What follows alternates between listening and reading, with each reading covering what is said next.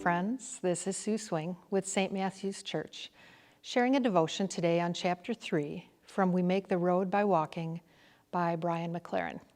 We meet on Sunday mornings at 10 a.m. via Zoom to share our thoughts and our reflections. Reading is not required, and all are always welcome to join us anytime. Last week's discussion of chapters 1 and 2, we touched on the concept of judgment, noting how harshly we can judge ourselves.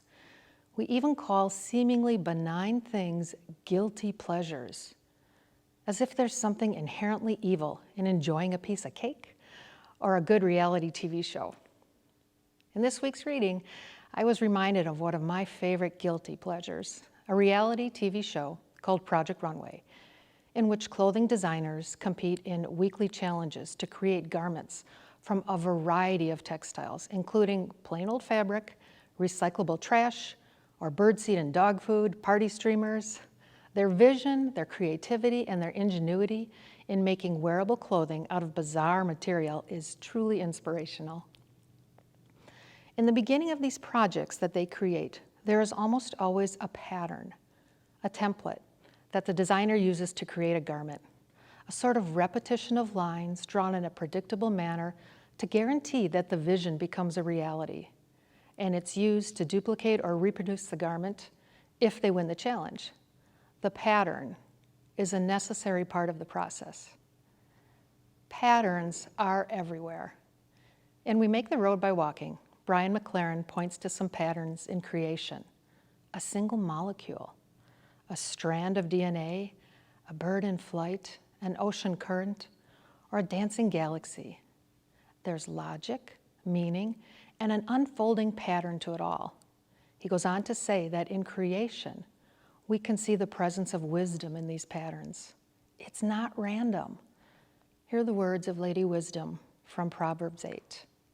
And if you'd like, just close your eyes.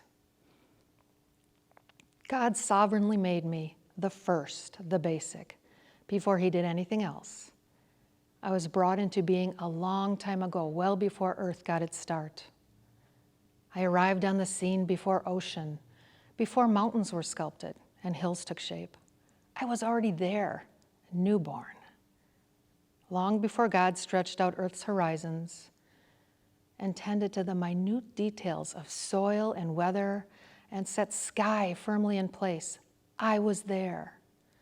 When he mapped and gave borders to wild ocean, built the vast vault of heaven, and installed the fountains that fed ocean, I was right there with him, making sure everything fit, and my words here, following the pattern.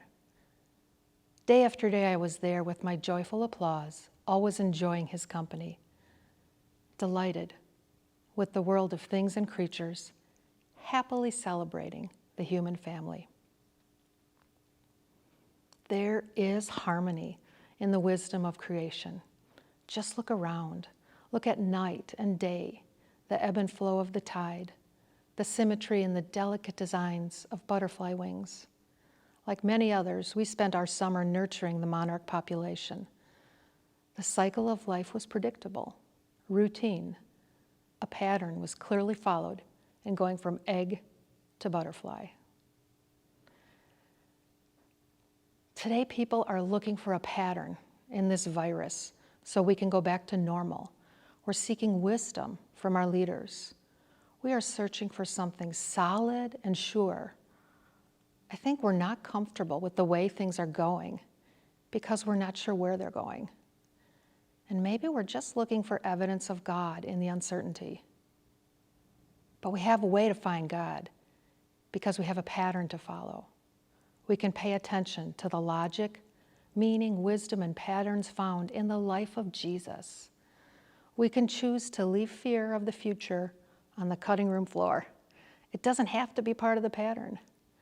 We can create more space to seek God in the beauty, opportunity, and challenge of life. Let's be grateful for that. We hope to see you Sunday.